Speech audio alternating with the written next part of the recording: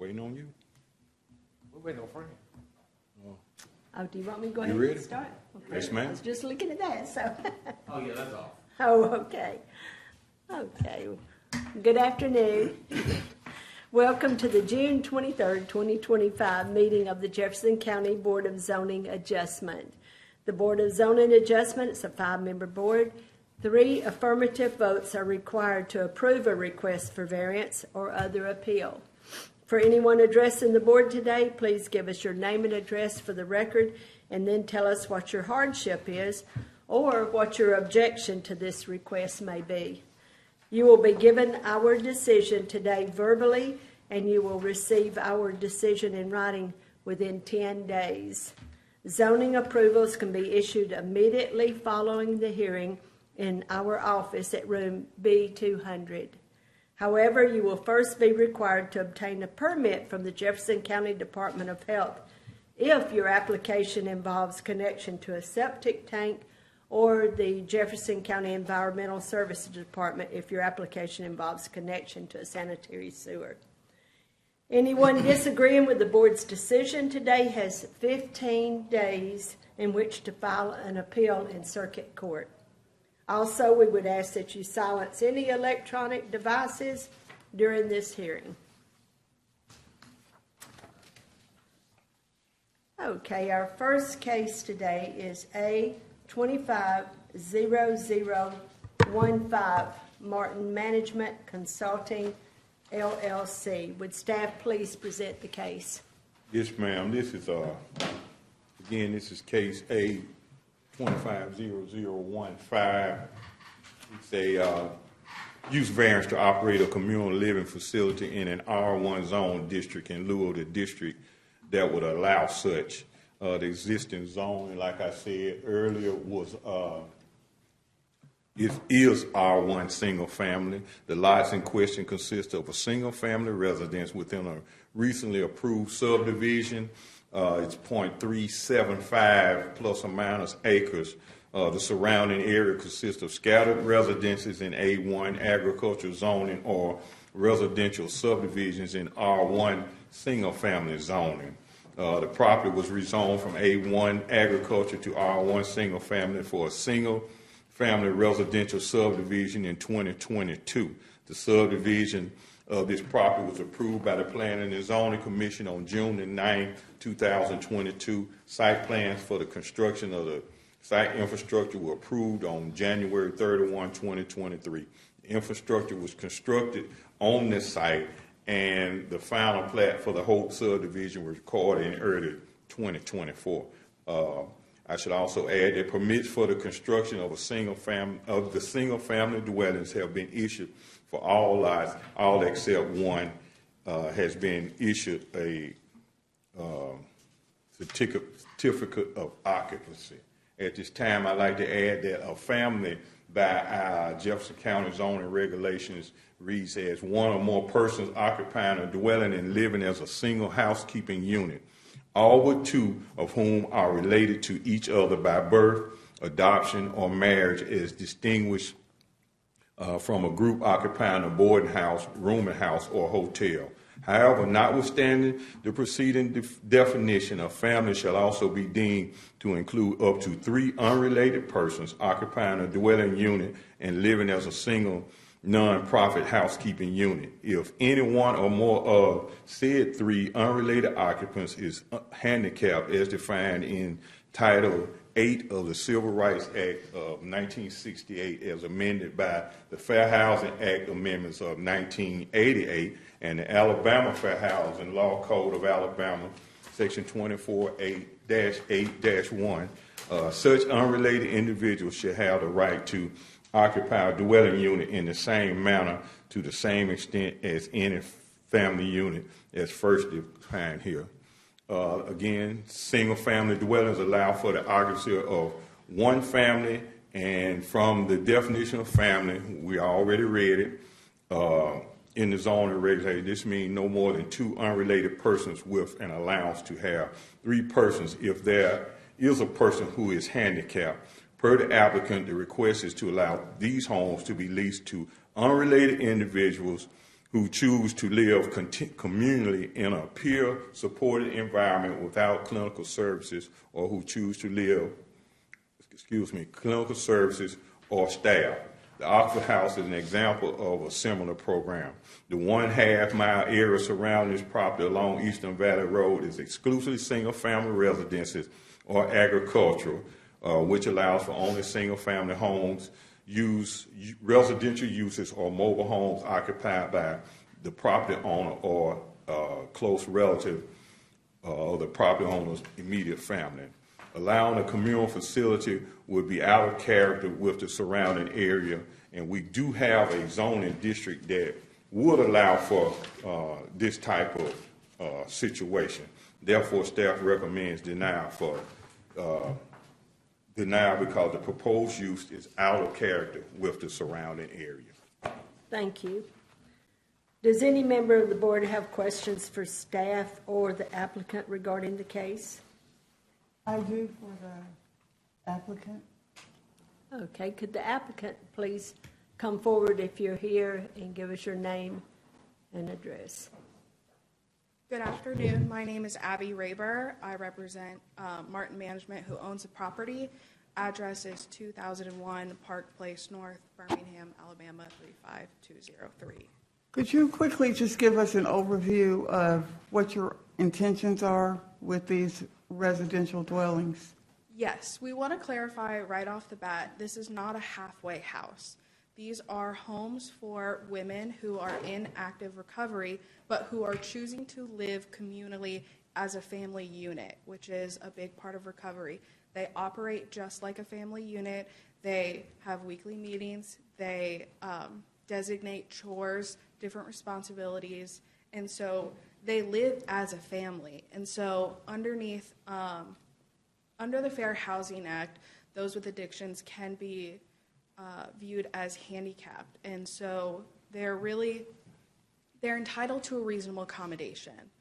There is no method for a reasonable accommodation under the ordinance, which is why we're appealing for the variance.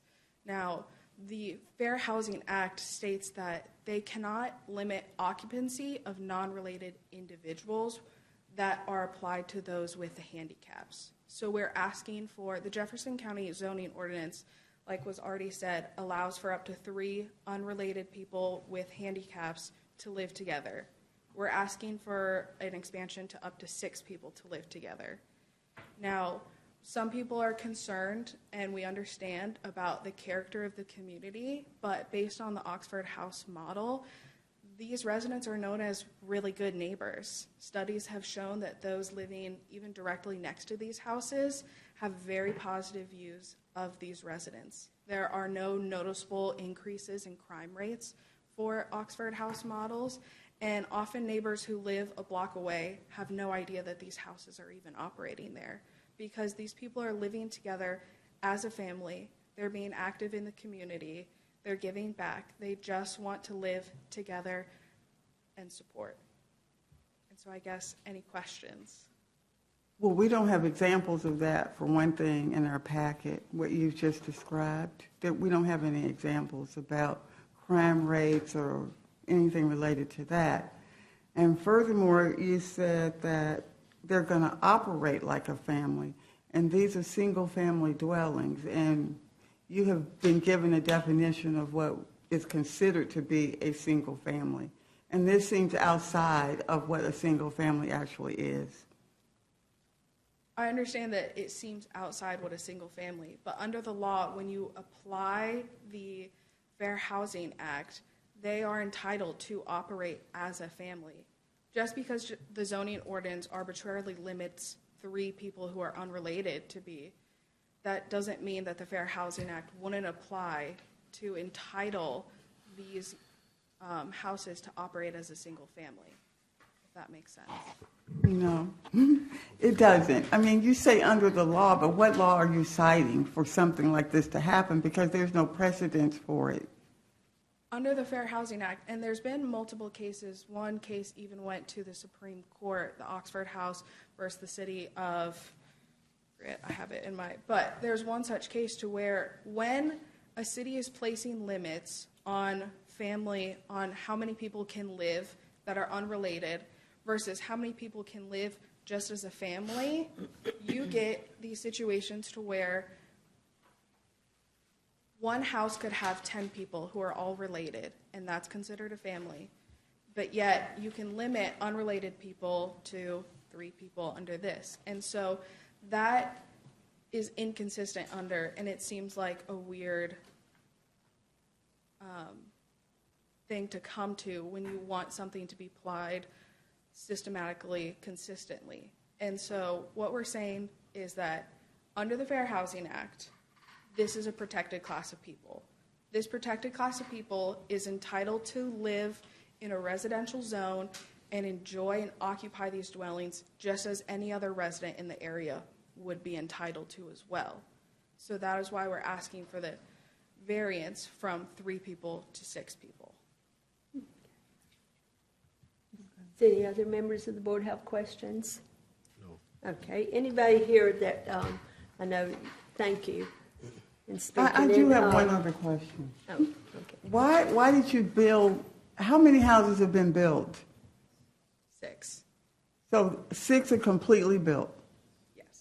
And so were they were built without any thought to the zoning? Yes. Yeah. Yes. Okay. That's it. Okay, thank you. Is anyone here that wants to speak in opposition? Please come forward and give us your name and address. Yes, Your Honor. My name is Lindsay Eastwood. My address is 3305 Winchester Road, Hoover, Alabama, 35226. I'm here on behalf of my father, John Patton Meadows, who lives at 5455 Eastern Valley Road, McCalla, Alabama, 35111. Your Honor, Commissioners, used to be in court. Commissioners, I would just like to speak in opposition to this variance. My family has owned this piece of property for 106 years, and my family, the Meadows family, is not adverse to change. We sold property relative to the Norfolk Southern Railroad hub. We are understanding that unincorporated areas of Jefferson County are changing, and I've certainly seen that in my 38 years, as to how the community is changing. But Commissioners, we just don't believe that this is in the best interest of the community, and as your staff found, is out of character with the community. There are still substantial areas of undeveloped land on Eastern Valley Road, and that could be a beautiful housing community for young people to live. I just think it would, granting this variance is just going to increase what would be perceived as the community is not something good. I've also been to my fair share of AA and NA meetings from family members who have gone through recovery, and I'm very sensitive to recovery, and have myself volunteered with Community on the Rise and the Church of the Reconciler downtown, and they have experimented with types of multifamily living with strong mentorship components, where there's another person actually living there, shepherding them through these programs. This, to me, sounds like it would be 6 people who have been classified under the DSMV as having substance use disorder and not being able to sort of take care of themselves. I don't believe that they would be operating as a unit. I believe that they'd have separate bank accounts. I believe that they'd have separate personal expenses. I believe that this would be separate and distinct than the type of dwelling that this board would like to see move this community forward. There's so much opportunity, and for these groups and other land use planning groups to spend so much time on what the outside of a building looks like, such as with the Dollar General that came in, or the gas stations that have been built right on Macashan near the industrial complex. It just doesn't make sense to me that this would be putting our best foot forward as a community in such an area of visibility. I would just ask that the variance be denied and that this group continue to thoughtfully plan, because there's a lot of vacant land around here. And while I understand that this may be one of the first petitions, or the second petition coming before the body in 2022, but we would just ask that this type of development, or title loan companies, or payday lending, or other things that are not moving the citizens of this community forward. We really want to focus on our schools, and as a member of Pleasant Hill United Methodist Church for 5 generations, my family we want to help move the community forward, and we think that this would be, granting this variance would not be in the best interest. Thank you. Okay, thank you. Anyone else that would like to speak, either for or against? Okay. Oh, okay. Please give us your name and address. Hey, good afternoon. ladies and gentlemen of the board. My name is Martin Evans. My address is 2001 Park Place North, Suite 540, Birmingham, Alabama 35203. And I, along with Abby Raber, represent the applicant. I just wanted to clarify one thing. We did not go and develop this project For or against? without regard to zoning. Okay. Oh, okay. Please give us your name and address. We developed good afternoon, ladies and gentlemen of the board. My name is Martin Evans. My address is 2001 Park Place North, Suite 540, Birmingham, Alabama 35203. And I, along with Abby Raber, represent the applicant. I just wanted to clarify one thing. We did not go and develop this project For or against? without regard to zoning. Okay. Oh, okay. Please give us your name and address. We developed good afternoon, ladies and gentlemen of the board. My name is Martin Evans. My address is 2001 Park Place North, Suite 540, Birmingham, Alabama 35203. And I, along with Abby Raber, represent the applicant. I just wanted to clarify one thing.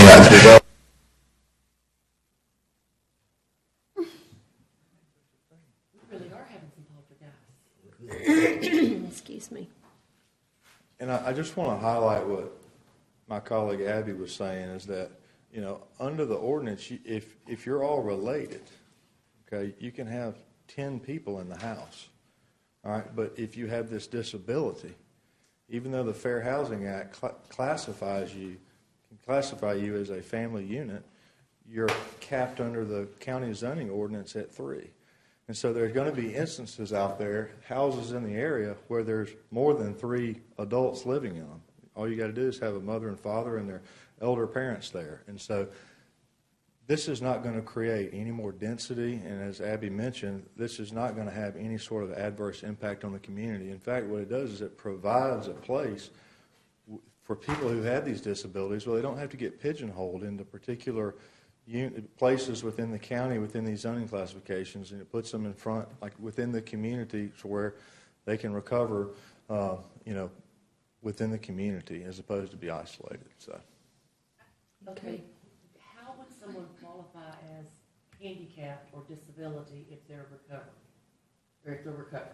Under the Fair Housing Act, it's seen as a disability if you are, if you suffer from some sort of mental illness or addiction problem, then it's kind of like having, you know, being handicapped and needing a wheelchair. So No, you can't overcome being handicapped in a wheelchair. I agree, but also having these mental disabilities, even if it's possible to overcome them, during the period that you have them, you're protected by the Fair Housing Act and other regulations. The actual definition for handicap is a physical impairment that impacts one or more major life activities. And so that's how addiction is classified under it. So if you're in recovery from addiction and you don't have that anymore. But there's the argument that once you have the disease, even though you are in active recovery, once you have chemo, you may be active, you may not have chemo anymore, but you still have to go in and do checks and it may come back. So you have to take preventative steps. So even those who are in active recovery are still seen as handicapped because in the back of their minds, that's still something that impacts their major life activities. Okay. Any other questions? Okay. Thank you. Thank you. I was going to see if it would be appropriate for us to ask to carry the case over to meet with the opposition and see if there's, you know, anything we can clarify or make them feel more comfortable. I also think, at least for me, there is no research here to support what you're saying about Sure. what happens in the neighborhoods once these individuals are living in these neighborhoods. Sure. So just because you stand here and tell us that doesn't necessarily mean that this is an okay thing to have in a designated single family. I understand, and that would also give us an opportunity to provide the board with that information. Well, and depending on the board's decision, if it is to deny, you have 15 days in which to file an appeal in circuit court, just to let you know that. Yes, ma'am, we're aware of that. Thank you. Thank you. All right. This public hearing is now closed. If there are no more questions or comments from the board members, may I have a motion from the board? Madam Chair, I recommend denial of case number A-25-0015. I second the motion. All in favor? Aye. Any against? Okay, this variance has been denied, but like I said, you can appeal to circuit court. Thank you. Okay, our next case is A-25-0017, property owners Scott Adams and Christine Adams. Would staff please present the case? Yes, ma'am. Variance for the terms of the zoning regulation to allow construction of a covered patio to be located 15 feet from the rear property line in lieu of the required 25 feet. The existing zoning is single-family RG. There's a single-family dwelling on it, and it's 0.30 acres. The surrounding area consists of a garden home subdivision in the RG single-family zoning. The property to the south is a large church property in institutional 1 zoning. The property was zoned for garden homes in 2006. Within this particular subdivision, there have been 7 similar cases in the same type situation. Therefore, staff recommends approval for case A-25-0017. Okay, thank you. Does any member of the board have questions for the staff or the applicant regarding this case? I do. You do? Okay, would that, you do? I don't. Oh, you don't? Okay. Do y'all have questions? Okay, this time we'd like to open a public hearing regarding this item. Is there anyone here who wishes to speak in opposition or support to this request? Okay, if there's no one here to speak opposing it, okay, please give us your name and address. I'm Zach Burton, address 3239 Lorna Road, Suite 108, in Birmingham, Alabama. And I'm just the applicant, but just about what we're doing. We're basically applying to be able to build directly up to the drainage easement that's already established by Jefferson County. And just more information. What he was saying was the 3 lots to the north already got approval to build up to the easement, and just we've already gotten approval from the HOA on this, and they support it and think it would be a good addition to the neighborhood. So those are just further comments. Okay, thank you. Do y'all have any questions? Still no questions? Okay, thank you, sir. Okay, the public hearing is now closed. May I have a motion from the board? Madam Chair, I make a motion to approve case A-25-0017. I second the motion. All in favor? Aye. Any opposed? Okay, your variance has been granted. Now, our next case is A-25-0019 Pleasant Hill Church of Christ.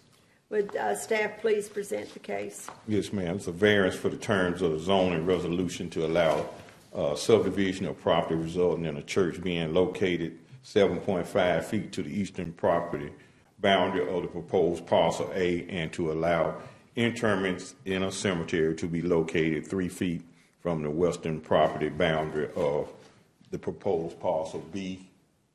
As you can see up there on the screen, existing zone is institutional 1. The existing land use is a church and cemetery. It's 2.46 acres. Subject property is located in a rural area of the county, predominantly characterized by scattered residential development in A1 zoning. There's another church in the general vicinity. Section 70201 is the minimum yard requirements. I won't go into that, but minimum yard requirements in institutional one zoning, and the standards for interment of cemetery one cemetery zoning.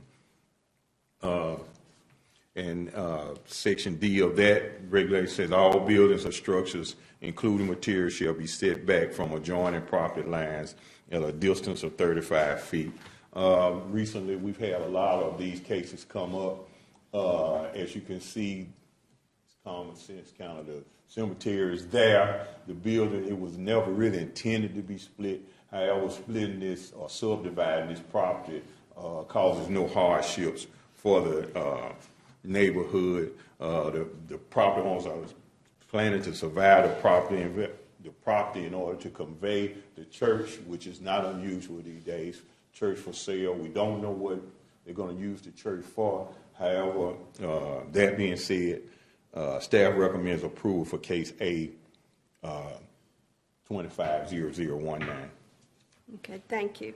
Any member of the board have questions for staff or the applicant regarding this case? I do not. No. Okay, at this time, we'd like to open a public hearing regarding this item. Is there anyone here, y'all are the last ones, that would like to speak in opposition or support to this request? If so, please come forward and give us your name and address.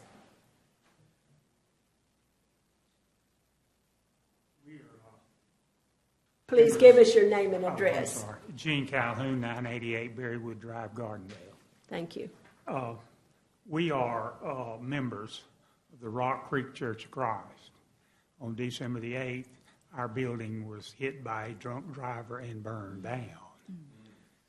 This particular congregation, Pleasant Grove Church of Christ, Pleasant Hill Church of Christ, disbanded about last June. And when they saw our building burning down, they called us and said, hey, we have a building you can have. And so we have moved our congregation to this building. But this building and the property also has a cemetery, which Pleasant Hill had together. Now, what we're just trying to do is we don't want the cemetery. And besides that, so we're trying to separate the cemetery from the church building so we can insure the church building. As it's now, we can't have insurance on it right now, and we don't want to have anything to do with the cemetery. And the trustee of the cemetery is one of our members, and he's the one that is, for separating it. Okay. Who's going to be in charge of maintenance for the cemetery? Who is? Yes. There's a cemetery organization. I don't know what it is, but Who we're dealing with is McKee. Colin McKee is the trustee of it, and he's the one that's responsible for the upkeep. Okay. That was the question. Thank you. Does any other members of the board have questions for the applicant? Oh, yes. I'm sorry. Yes, please. I'm Darlene Calhoun in 988 Berrywood Drive, Gardendale, Alabama, 35071. Thank you. Thank you. And I'm the trustee of Rock Creek Church of Christ. Okay. Have you completely rebuilt the church? We're in the process. Any other questions? We are meeting there. We've been meeting there since our building burned down in December. Our other building was in Blount County at 20 Mill Creek Road. You probably saw it on the news. Yeah, it was all over So the news. y'all are going to take over this particular building? We've actually already taken it over. Okay, so you're not rebuilding the other one? No. Okay, that was, okay. Okay. It's too expensive. Any other questions? No. Okay, thank you. This public hearing is now closed. May I have a motion from the board? Madam Chair, I make a motion to approve case A-25-0019. I second the motion. Thank you. All in favor? Aye. Aye. Any opposed? Well, your variance has been granted.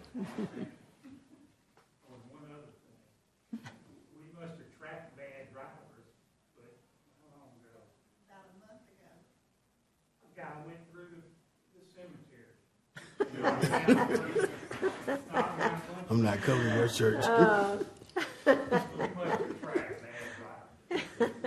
You know, something must be telling them where they need to be. It's not on the road. It's either in the cemetery or in church. Y'all have a great day. Thank you. Okay. Have all members of the board had a chance to review the case materials and minutes from the May 19th, 2025 hearing that were sent to us electronically? Yes. Yeah. Okay. Well, may I have a motion from the board regarding the minutes from the May 19th hearing? Madam Chair, I make a motion to suspend the reading of the May 19th, 2025 minutes and approve as written. I second the motion. Okay, all in favor? Aye. Any opposed? Okay, minutes are accepted as written. This meeting is Adjourned. adjourned. I don't know what I was thinking about. Oh. Big She reading. said, Oh.